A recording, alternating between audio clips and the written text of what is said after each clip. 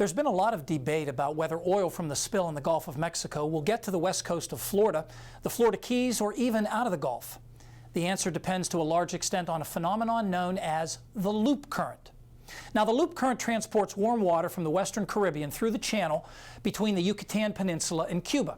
The current flows north into the Gulf of Mexico, then turns to the southeast and passes south of the Florida Keys, where it becomes the Florida current.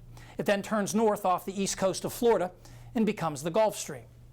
The loop current is on the order of 100 to 200 miles wide and half a mile deep, and it's one of the fastest currents in the Atlantic, with an average speed of 1.5 to 2 miles per hour.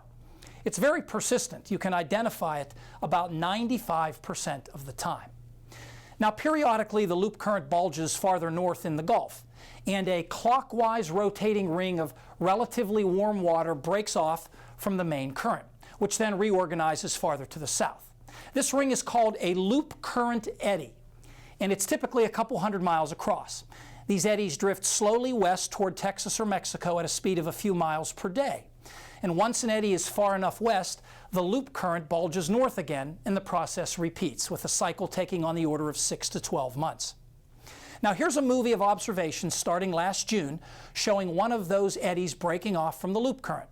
The colors indicate the speed of the water, the arrows the direction. Maroon represents the fastest moving water, about 2 miles per hour. By September, the eddy is in the central Gulf and drifting west, as the water in it circulates clockwise.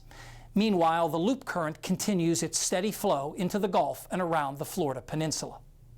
Now let's see what's been happening recently and how the loop current might interact with the oil slick. Now, this is a month ago, May 2nd. The color scheme is the same as before.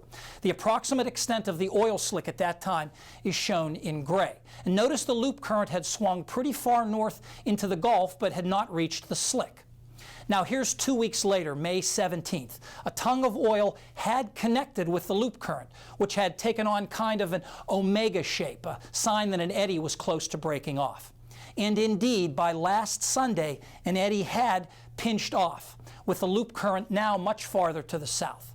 A pool of oil had been pulled into the east side of the eddy, but with the eddy separated from the main current, the hope is that oil will simply move in a clockwise circle back toward the central Gulf, which would greatly reduce the threat to the west coast of Florida, the Keys, and beyond.